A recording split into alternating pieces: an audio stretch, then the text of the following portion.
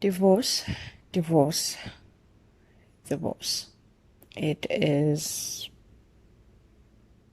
part of our society. It is sort of a norm.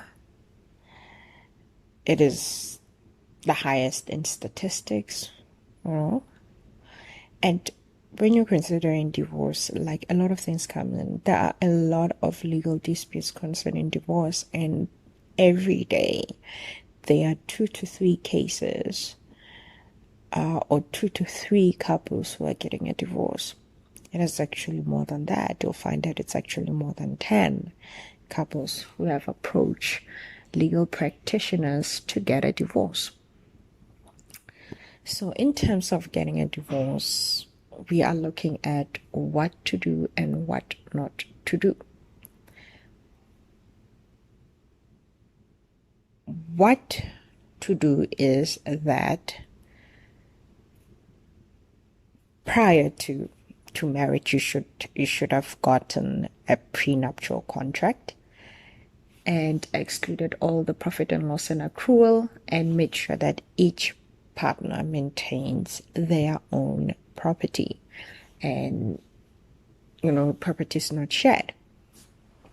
The only property shared is property that might have been bought together whilst in the joint communion of marriage. So what not to do in terms of divorce is be petty. Don't be petty. If something was not yours, don't fight for it. That's why there is a prenuptial contract. And if there isn't, just go with the law.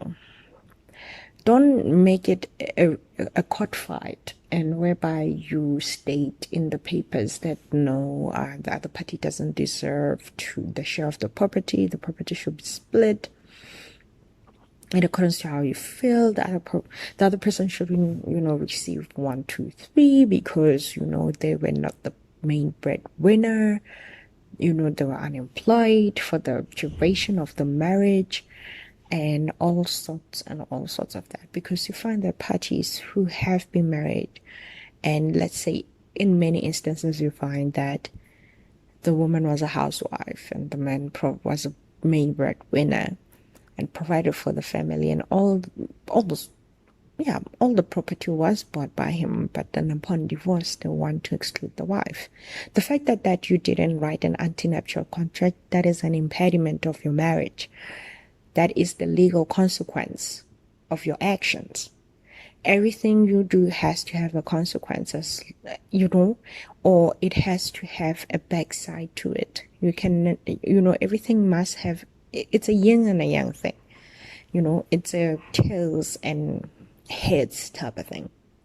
So whatever you do, there will be a legal consequence to every act that you take concerning marriage, of course. So the fact that you never entered into an antenuptial contract, that means that you have accepted the other party, that everything that you have and you own will jointly become yours prior,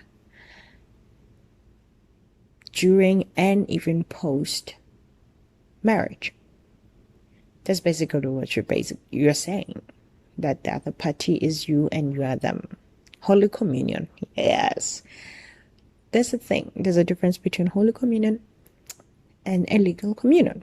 A legal communion, you are able to separate your assets, your liabilities, as partners.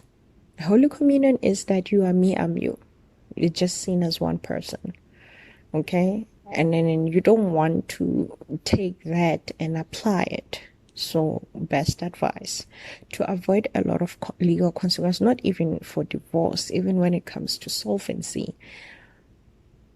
If it happens that you become liquidated or you become insolvent, it is good to have an antenuptial contract. I don't know how many times I will pressure on this, but then what not to do honor the matrimonial property system you have chosen upon marriage. If you said in communal property, honor that.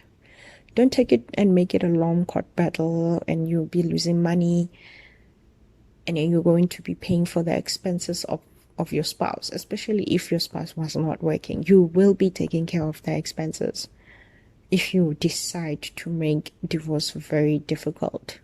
So honor the matrimonial property system. If you said in commit to property, honor it. And, try as much as possible to make it civil. Nothing is as sour as a bad divorce, because we don't like that. We're always trying to create a civil society in which we can mutually consent to things. As you mutually consented to marriage, you should mutually consent to divorce. I know divorce is not a nice aspect, but you can try your best to minimize the damage in terms of finances and in terms of, building bad relationships.